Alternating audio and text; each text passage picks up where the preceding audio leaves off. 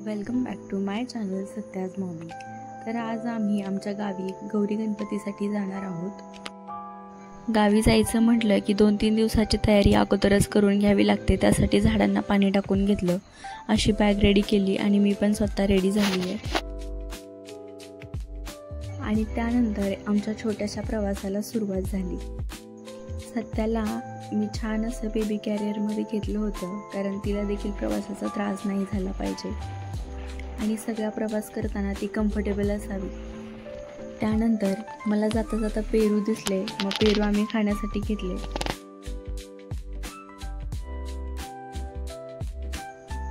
जाता जाता त्यांच्या लक्षात आलं की ऑइल लेवल चेक करायला हवी। त्यानंतर आम्ही गाडीची ऑइल लेवल चेक केली आणि ऑइल देखील टाकून घेतलं।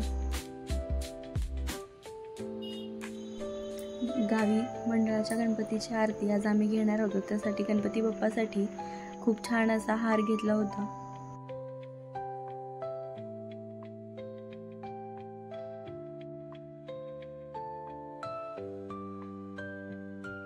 हे आलं बघा आमचं गाव, किती छान हिरवळ दिसतीये। शहरांच्या या सगळ्या धावपळीत हे दृश्य आपण खूप मिस करत असतो। गावाकडचा प्रवास म्हणजे सगळ्या आठवणींचा प्रवास असतो। प्रत्येक वळणावर काही ना काही खास आठवतं। गावाकडे येणं म्हणजे खऱ्या अर्थाने रिफ्रेश होणं, असं मला तरी वाटतं। गावाकडे येऊन सण साजरा करायचा म्हणजे खरोखरच खूप मज्जा वाटते। एकत्र येणारी माणसं, घरगुती परंपरा ह्या सगळ्या बघायला मिळतात। असा सुंदर प्रवास करून आम्ही आमच्या घरी पोहोचलो। घरी गेल्या गेल्या सत्या घरी छान खेळायला लागली आणि कोंबड्यांना आवाज देऊन ती छान सगळ्यांना बोलवत होती। त्यानंतर सायंकाळी आम्हाला सर्वांच्या घरी गौरी गणपती बघण्यासाठी जायचं होतं, तर आम्ही हळदी कुंकाला जाण्यासाठी सर्व आवरून घेतलं। आणि ह्या आहेत आमच्या घरच्या गौरी गणपती। एकदम सुंदर डेकोरेशन सगळ्यांनी मिळून केलेलं होतं।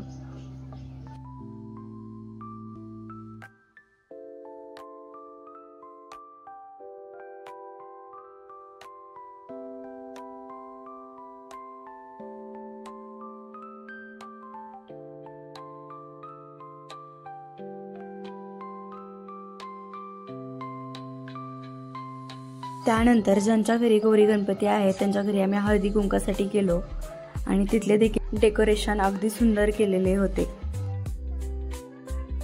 सणावारांसाठी गावाकडे आलं की दिवस कसे सरून जातात हेच समजत नाही।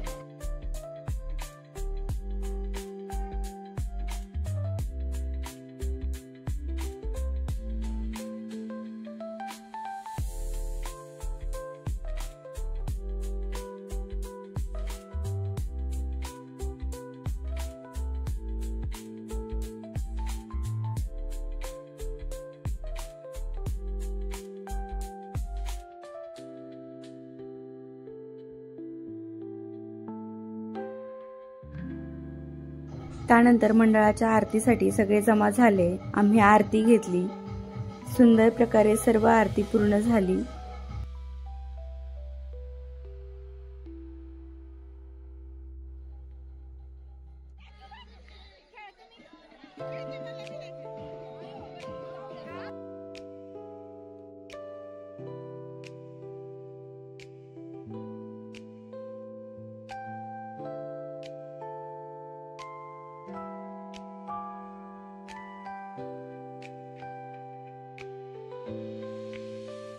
हा आमचा गावाकडचा प्रवास तुम्हाला कसा वाटला हे कमेंट करून नक्की सांगा आणि भेटूया पुढच्या ब्लॉगमध्ये। तोपर्यंत टाटा, बाय बाय।